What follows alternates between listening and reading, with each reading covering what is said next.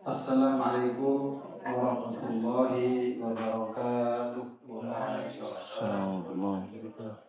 Alhamdulillah, alhamdulillahilladzi ja'ala syahra Ramadan syahra siyam wa syahrul Qur'an. Asyhadu an la ilaha illallah wahdahu la syarika lahu wa asyhadu anna Muhammadan abduhu wa rasuluh. Allahumma shalli wa sallim wa barik ala sayyidina Muhammad wa ala alihi wa sahbihi wa man tabi'ahu bi ihsan ila yaumil qiyamah. Bersyukur kita kepada Allah Subhanahu wa taala pada malam hari ini kita kembali bisa melanjutkan rangkaian ibadah setelah kita dari tulu isya terbitnya fajar sampai dari maghrib kita melaksanakan ibadah puasa. Kita lanjutkan berbuka, sholat maghrib, dilanjutkan isya dan insyaallah kita akan melaksanakan sholat tarawih. Bapak-bapak, ibu-ibu, asatizah yang dimuliakan Allah Subhanahu wa taala.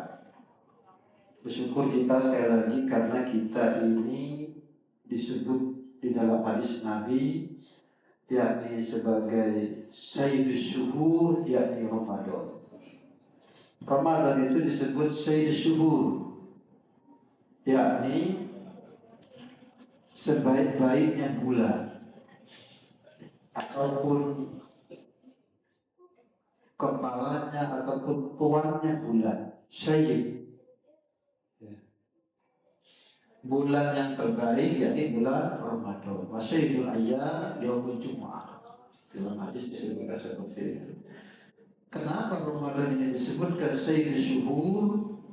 Ada beberapa, tetapi kita akan mengupas secara khusus, yakni karena di bulan Ramadan inilah diturunkannya Al-Quran. Kita baca dalam surah Al-Baqarah ayat 185, A'udzubillahi minasyaitonir rajim. Syahrul Ramadan alladzi unzila fihi al-Qur'an hudan lin-nas wa bayyinatin minal huda wal furqan. Ada bulan Ramadan, bulan yang di dalamnya diturunkan Al-Quran. Menarik ternyata, tidak hanya Al-Quran, kitab-kitab dan suhuf-suhuf yang lain pun semuanya juga diturunkan di bulan Ramadan. Mulai dari Taurat, Zabur, Injil, bahkan suhuf Ibrahim juga semuanya diturunkan di bulan Ramadan.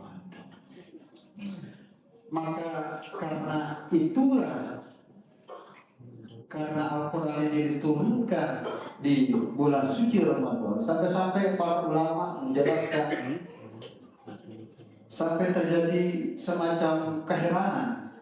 Pertanyaannya, apakah Ramadan mulia, berkah di sisi Allah Ta'ala, sangat agung di sisi Allah Ta'ala karena ibadah puasanya, ataukah karena Al-Qurannya? Jawaban sederhananya karena kita bisa simpulkan dua-duanya. Ramadan menjadi satu bulan ini karena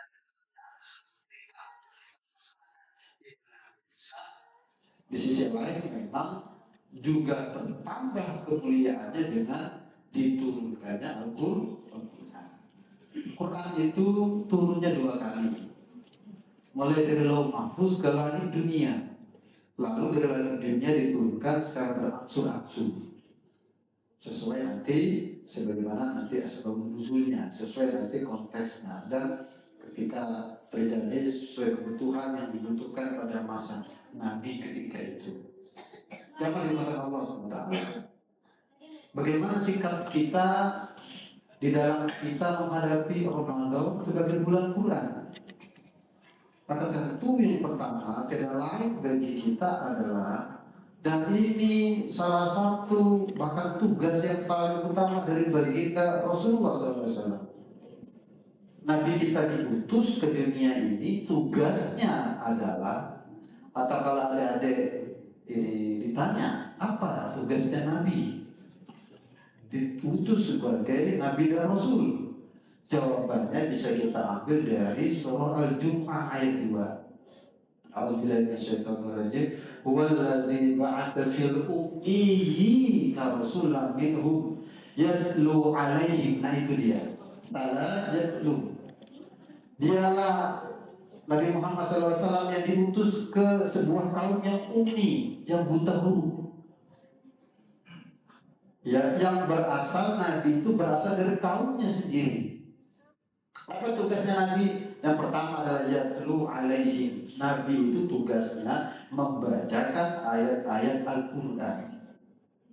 Tala yaslu tilawatan tilawah.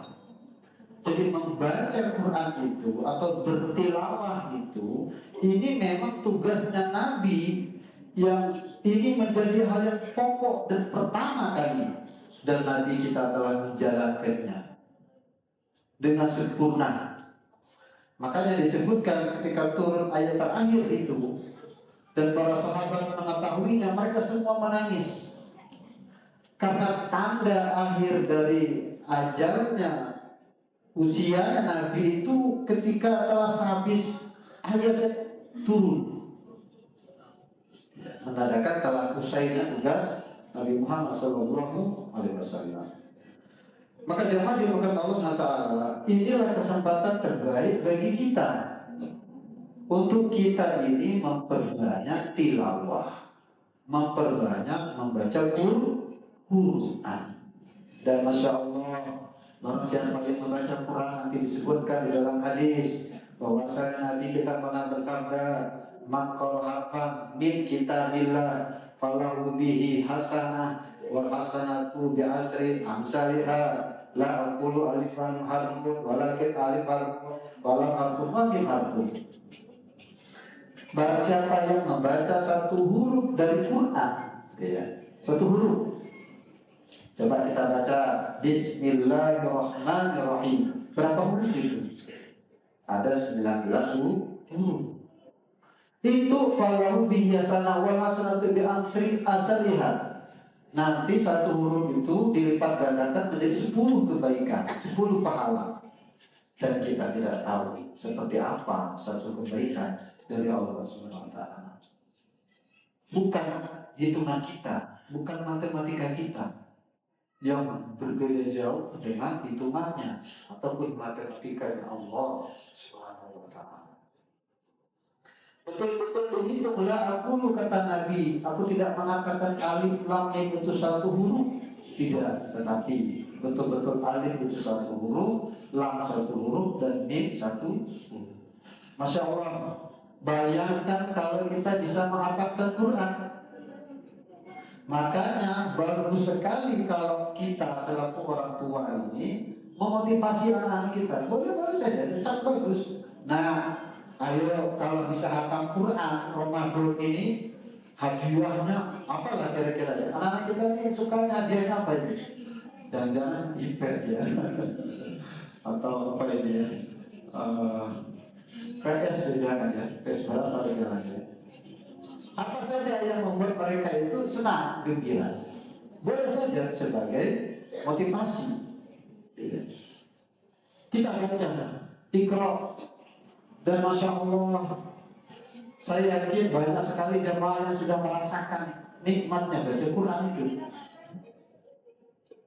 Memang kadang-kadang kalau kita baca seayat, 2 ayat, 1 halaman, 2 halaman, mungkin masih terasa berat, atau belum ada rasa jauh di dalam batin kita.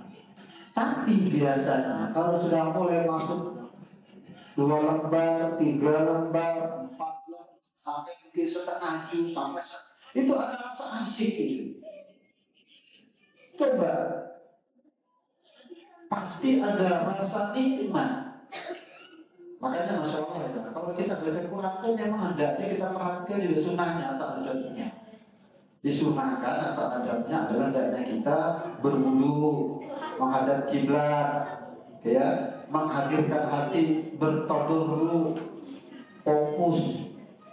Kita hadirkan, karena sesungguhnya bacaan Quran itu selain dia kalamullah, itulah surat cinta dari Allah SWT untuk kita.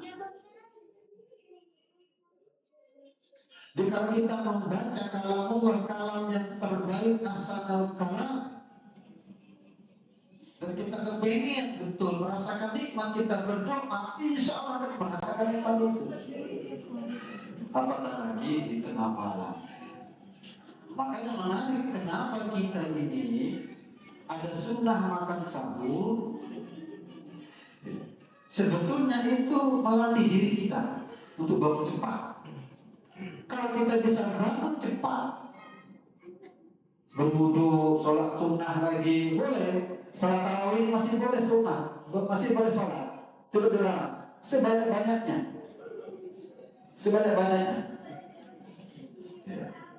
Al-Quran setelah itu, dan lebih terasa nikmat baca Quran itu, masya Allah.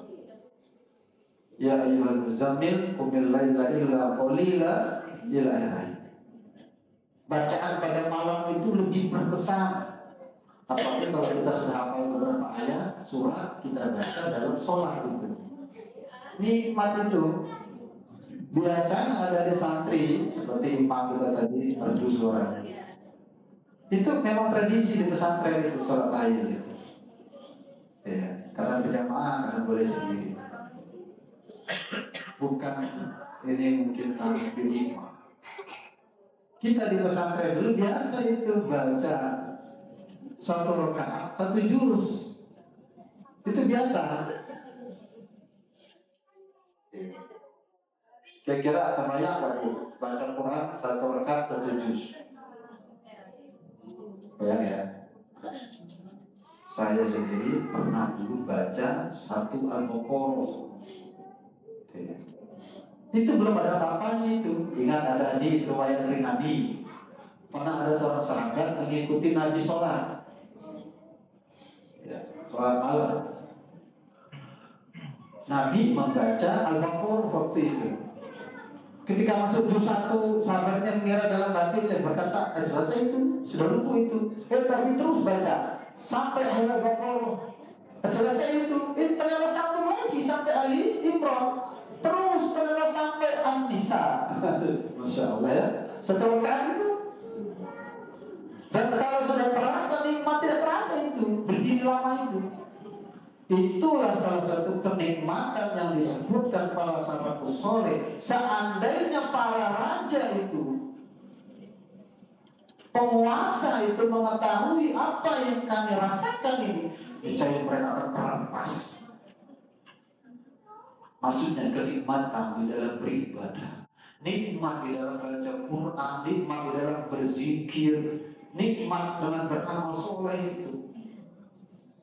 Kalau kita tanya orang pulang umroh, pulang haji itu, Pak, gimana rasanya? Kebanyakan orang tidak bisa berkata-kata, karena itu bahasa hati, bahasa batin itu. Masya Allah. Baru tanya, yaslu, ya, wa yuzakihi, tugas Nabi berikutnya. Kemudian apa? Nabi juga mengajarkan Quran. Ada hadis yang cukup panjang disebutkan bahwasanya karena Nabi Sallallahu Alaihi Wasallam adalah Nabi itu adu wajan nas, wa kana ajwadu ma yakunu fi Ramadan yaqul Jibril, wa kana Jibril yaqul fi kulli lailatin min Ramadan. Adalah malaikat Jibril itu turun setiap malam kepada Nabi Muhammad SAW. Mengapa? Fayudarisuhul Quran. Maknanya fayudarisuhul Quran itu saling menyimak. Jadi Nabi itu disebutkan mengulang hafalannya di hadapan Jibril itu setiap bulan Ramadan. Bersama Jibril bertalaki ya, bertadarus. Bertadarus itu juga bisa bermakna belajar, menghafal. Maka di bulan Ramadan ini selain kita memperbanyak baca Quran, sangat bagus juga untuk kita ini kesempatan untuk kita kembali memperbaiki baca Quran kita. Kita cek tajwidnya, bagaimana tafsirnya, bagaimana hafalan kita, dan insya Allah semua itu mudah. Maksudnya di bulan Ramadan ini betul-betul Allah Ta'ala akan memberi banyak kemudahan untuk kita. Karena apa? Ringan rasanya hati kita ini. Dan itu berkahnya puasa. Ya, maka jangan dimakan Allah Ta'ala karena waktu membatasi kita. Jangan kita sia-siakan kesempatan ini. Belum nanti Quran dari sisi bagaimana nanti kita harus bertadabbur. Afala yatadabbaruna Al-Quran. Dan ayat yang lain kita ba'adna ilaika mubarak liyadabbaru ayatihi. Dan ayat-ayat yang lain bagaimana hendaknya kita ini memperhatikan bacaan Quran itu. Belum nanti bagaimana hendaknya kita menjadikan Quran sebagai manhajul hayah kita, pedoman kita. Dari kalau kita mulai bafi hudalil muttaqin dalam surah Toha, fa'in ayat yang aku ini huda, faman ittaba hudaya fala yadillu wa la yashqa. Dan itulah intinya Quran untuk kita amalkan, jadikan petunjuk. Toha ma'anzalna alaihul kitaba litashqa. Quran ini diturunkan bukan untuk membuat kita susah. Justru orang yang tidak berquran fala yadillu wa la yashqa, maka mereka orang yang berquran fala yadillu wa la yashqa tidak akan pernah susah, tidak akan timbul kesempitan dalam hidupnya. Justru karena orang meninggalkan Quran itulah waman a'rada dzikri fa inna lahu ma'isyatan dunka wa nasuhu yaumil qiyamati a'ma. Terakhir Bapak Ibu Allah Ta'ala, kita boleh bertanya dalam diri kita, kalau ada satu problem, satu permasalahan yang menimpa kita yang mungkin tidak pernah usai, ini jawabannya. Wa man a'rada an dzikri fa inna lahu ma'isyatan dunka wa nasuhu yaumil qiyamati a'ma. Orang yang berpaling dari Quran kata Allah Ta'ala, maka akan diberikan penghidupan yang sempit. Masya Allah. Ayo, Ramadan ini kita baca Quran, kita pelajari lagi, kita bahkan bagus juga kita baca artinya terjemah Quran itu, dan itu terasa nikmat itu. Kalau Bapak Ibu sudah menghafal Quran sekali, sangat bagus dianjurkan untuk kita menghatamkan terjemah. Dan biasanya pengalaman kita ada saja yang ayat-ayat yang boleh menjadi satu pembuka tabir yang barangkali menjadi solusi dari problem-problem kita. Dan itulah keberkahan dari orang-orang yang sadar Quran. Maka semoga pada kesempatan yang mulia ini kita semua bisa menjadikan Ramadan sebagai betul-betul bulannya Quran. Kita ramaikan Ramadan ini dengan Quran. Kita baca Quran di rumah kita, di mushola ini. Kita ajak anak-anak kita, sebagaimana para ulama memberi contoh. Bahkan mereka menutup majelis ilmu dan majelis Quran. Mereka fokus baca Quran. Sebagai Imam Syafi'i bahkan disebutkan menghatam Quran sampai 40 kali selama satu bulan Ramadan. Demikian dapat sampaikan, semoga bermanfaat. Kalau Assalamualaikum warahmatullahi wabarakatuh.